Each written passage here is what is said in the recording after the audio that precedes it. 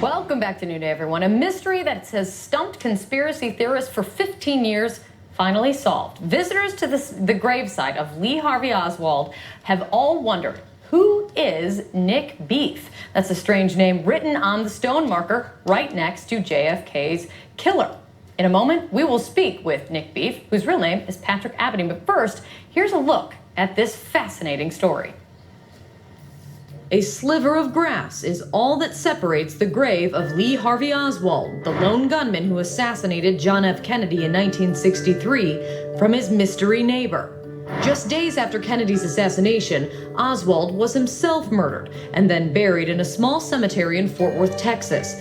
His gravesite, simply inscribed Oswald, has become something of a tourist attraction. People go to the cemetery to try to find him and somehow be connected to some sad piece of our history. But for the last 15 years, it's the headstone next door that has left history buffs and conspiracy theorists alike scratching their heads. The marker reads in all capital letters, Nick Beef. Like any great mystery, there's all sorts of conspiracy theories around it, whether he was a CIA operative or, part of the Castro regime or, a Russian agent. In a real-life twist, the notorious Mr. Beef has revealed himself to the New York Times. He's alive and well, a 56-year-old artist living in New York. His real name is Patric Abedin. At age 6, Abedin saw President Kennedy in Fort Worth the day before the president was assassinated. At age 18, he bought the plot next to Oswald with a down payment of $17.50 and 16 easy payments of $10 a month after that. It was his, leaving many now asking, why? So will the real Nick Beef please stand up? Oh, you're already sitting at our table. Patric Abedin, thank you so much for joining us. Good morning. So this is fascinating. I read this story, and it's really captivating, and everyone will want to know the answer to the question we posed. Why, oh why, did you want to buy that plot?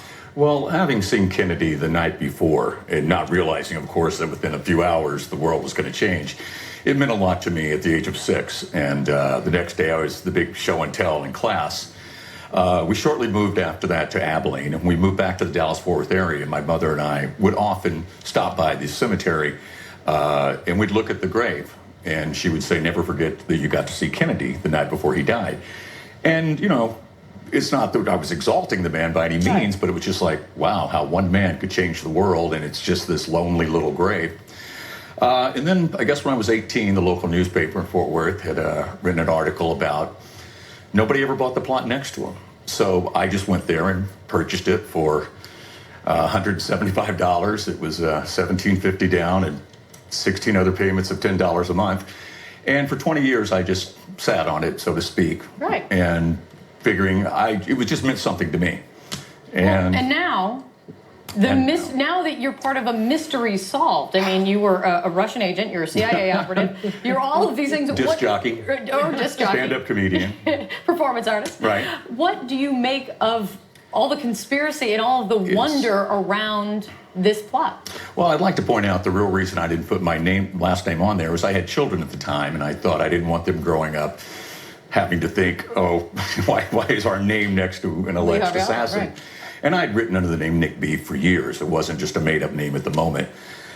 When the internet came around and people started making all these silly allegations, I just ignored them. You fed the fire, though. I still don't get it. Why did you buy the plot, and then why did you put a stone on it? Well, as I said, I bought it when I was 18, just simply because it was available. I didn't put a stone on it for 20 years because it just meant something to me. I went down to Texas. That's what I want to know. What did it mean to you? Well, it reminded me that the world can change very, very quickly.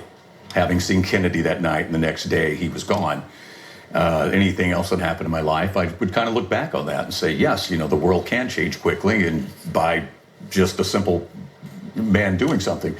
About 21 years later, my mother passed away, and I went down to Texas, and I went by to look at my land, and it was now a funeral home.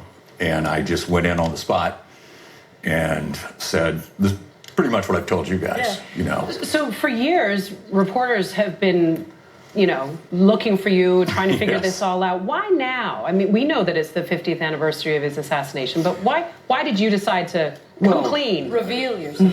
Finally, when I've done work as Nick Beef with some things I do. I make haikus out of cemetery tombstones, and I call them daikus because I'm so witty.